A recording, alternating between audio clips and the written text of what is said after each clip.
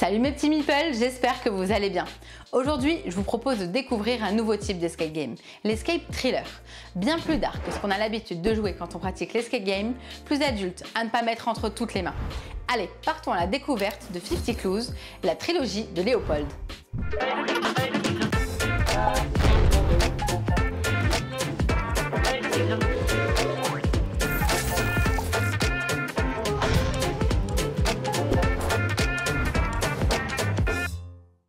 50 Clues est un escape game se plaçant dans l'univers du thriller, bien plus noir et adulte que d'autres jeux du même genre présents sur ce marché florissant.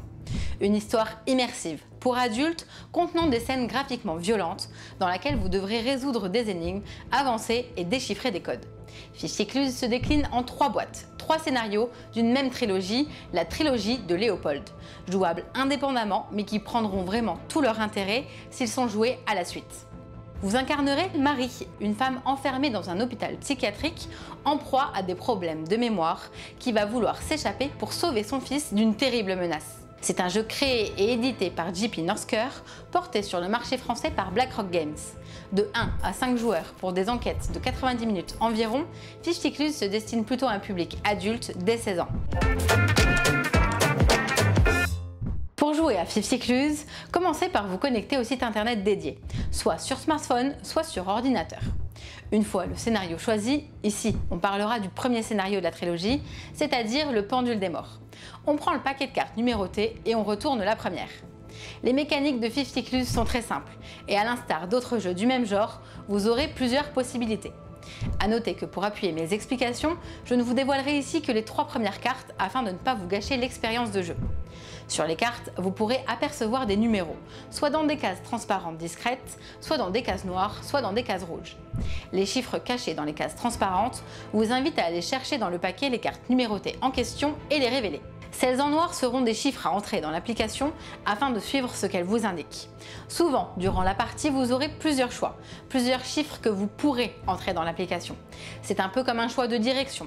À vous de déterminer lequel est le plus judicieux afin de ne pas perdre de points en cours de route. Enfin, les cases rouges seront des chiffres à additionner entre eux.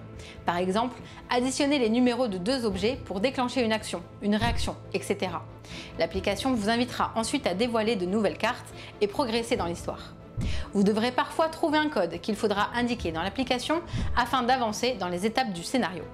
À savoir que si vous bloquez, vous pourrez demander un indice à l'application. Vous allez donc, en totale immersion, à plusieurs ou en solo, découvrir l'histoire et ses rebondissements, parfois brutales, parfois macabres. Vous devrez faire les bons choix, démêler tout ça afin de terminer ce chapitre en ayant le meilleur score possible. J'ai découvert 50 Clues avec un petit peu d'appréhension, je l'avoue. Je suis vraiment pas une grande fan de ces ambiances glauques et macabres. Je suis plutôt du genre à aimer les paillettes et les arcs-en-ciel. Mais la qualité d'écriture du scénario m'a vraiment permis de me plonger à fond dans l'histoire. C'est vraiment immersif. J'ai aimé qu'aucune concession ne soit faite, c'est violent graphiquement et parfois dans les décisions à prendre, mais c'est assumé et pour moi, c'est clairement une force. 50 Clues n'est pas un jeu que je recommanderais à mettre entre toutes les mains, mais il y a un public pour ce genre d'ambiance et scénario. Je pense qu'il peut trouver sa place à côté des Unlock, Adventure Games, Detective et autres. Certes, il ne révolutionne pas le genre par ses mécaniques, mais si on s'y attarde, c'est bien pour son scénario, écrit comme une trilogie. On s'interroge vraiment sur les tenants et aboutissants de la trame. Les dessins des cartes sont sobres mais carrément efficaces, tout en nuances de gris avec des zones de rouge qui accentuent les détails des mises en scène. À la découverte du premier scénario, le pendule des morts, cette mise en bouche m'a carrément donné envie d'en apprendre plus sur l'histoire et de me plonger dans les 2 suites afin de tout savoir sur ce qui se trame derrière tout ça. C'est déjà la fin mes petits meeples, j'espère que ces histoires ne vous rendront pas trop fous. Mais pas d'inquiétude, on se retrouve très bientôt pour une nouvelle vidéo. Comme d'habitude, n'hésitez pas à nous laisser un petit message, liker ou partager la vidéo et à vous abonner à la chaîne, ça fait toujours plaisir. On se retrouve sur les réseaux sociaux ou pour des parties en live sur Twitch, mais en attendant, amusez-vous bien.